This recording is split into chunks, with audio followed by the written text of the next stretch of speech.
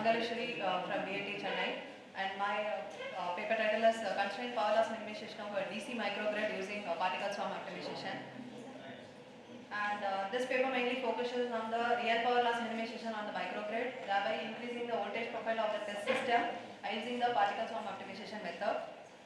And what is meant by DG? DG in the sense any electric power source which is connected directly to the distribution network or nearby the consumer location, we call it as a DG. And there are different types of DG which includes the cogeneration part or backup part, or we can use the renewable sources as a backup sources. And these are the main advantages of distributed generations in terms of energy cost savings, transmission and distribution losses, generation capacity. So there are many ways the DG has become many more popular nowadays. And these are the various advantages of distributed generations. And the configuration of distributed network or mainly radial distributed network or the ring distributed network. So radial in the case where we have only one generation sources and many loads will be connected to the sides. So this we call it as a radial distribution network. And I am going to apply my test system on the microgrid system. So basically microgrid is defined as an independent low or medium voltage network comprising of various DGs, energy storage devices and loads. So put together we call it as a microgrid. So this microgrid can be operated as an islanded microgrid or it may be connected to the grid connected system. And the main advantage of this microgrid is whenever there is a fault occurs in the main grid, so you should have the capability of isolating the one from the main grid, and once the fault is clear, then it can reconnect to the system. So this is the main advantage of microgrid. And nowadays this microgrid is getting popular because of the renewable energy sources like wind, solar and fuel cell. And this is the introduction of microgrid once again. And what is the need for microgrid? So main thing is it enables the grid modernization, like main grid modernization, and it enhances the integration of distributed sources, and it meets the end user needs, and it supports the macrogrid. So like that it goes on. And this is the main structure of the microgrid. So where we have the main grid and we can connect the wind, solar, battery and main loads all put together, we can connect it to the main grid through the circuit breakers. And these are the literature survey made for different applications. So different papers have been go through for loss minimization, and for the radial distribution network load flow. We cannot apply some normal load flow like Gauss-Seidel, Newton-Raphson, fast decoupled load flow. We cannot apply this kind of load flow for the radial distribution. So a separate algorithm has implemented. So these are the literature survey for the radial distribution network. And these are the papers gone through for the particle swarm optimization algorithm. And my objective is to minimize the real power and reactive power loss minimization in the microgrid by the integration of the distributed energy sources and to improve the voltage profile in the microgrid. So this is the main objectives. And these are the power flow equations.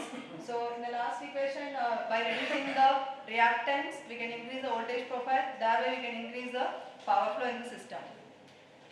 And these are the various types of load flow analysis in the radial distribution network. So among this 5, for my analysis I have chosen the first one, forward backward sweep method. And these are the formulas used for different algorithms taken from different reference papers. These are the different algorithms. And in the forward backward sweep method also 3 categories are there. We can go for the current summation method or power summation method or admittance summation method. So for my analysis I have chosen the current summation method. So simply it uses the Kirchhoff's voltage law and current law in the test system. And these are the formulas used for current summation, power summation and the admittance summation method taken from the different reference papers. And this is the forward backward sweep current summation algorithm. So we can start from the end node and we can apply the Kirchhoff's voltage law and we can find the various voltages at different nodes. Then finally we can conclude the power loss in the system. So these are the formulas used for finding the real power and reactive power losses. And these are the algorithm statement. And the algorithm is tested in the standard IEEE 33 bus system, where we have only one generation at the first bus and the remaining all the 32 buses are having the loads at different values. And second analysis was made using the particle swarm optimization, and this is the general introduction of particle swarm optimization. And the algorithm for the proposed particle swarm optimization is also given.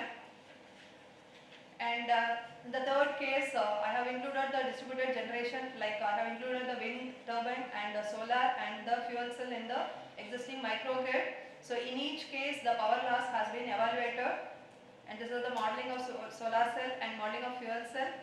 And these are my simulation results. In first case, simply I have calculated the power loss without PSO and without the introduction of DGs. So I have used the forward backward load flow analysis for finding this power loss minimization. So in the first case, the power loss comes around 210.9 kilowatt. In the second case, the same power loss has been evaluated with the PSO but without introduction of DG. So power system optimization is an algorithm, optimization algorithm. So the losses have been reduced further. It is 205.6 kilowatt. In the third case, with the introduction of DG, the power loss has further reduced to 204.3. So this is the simulation results.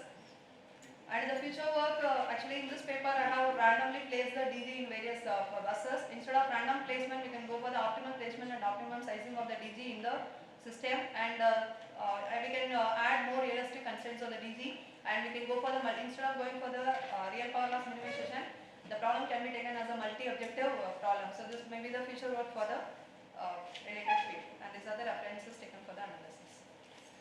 Thank you. Questions from the audience, please? Where you have applied articles from optimization algorithm. Yes, sir. Where you have applied in this What is your objective function? That's a very Minimization of real question. power loss. I have taken the three bus system for the analysis, and I have found the real power loss in the test system. So you are trying to minimize the real power loss. Yes, sir. And what are the variables you are searching? What are the parameters that you are optimizing? Voltage at each node and the real power and the reactive power. So So these it's are a three-dimensional optimization problem. yes, sir. Only three parameters. Only three parameters. So can't it be done by using, say, classical optimization methods? Yeah, I'm working on it. I'm working on sequential correlative programming. For that conventional one, I have taken this values as the initial values for the conventional one. So, For the SQP. yes, you will. Actually, I'm doing my PhD, so I'm just working. I have completed this PSO, and I'm taking this values as a initial values for the SQP. Any other question, please?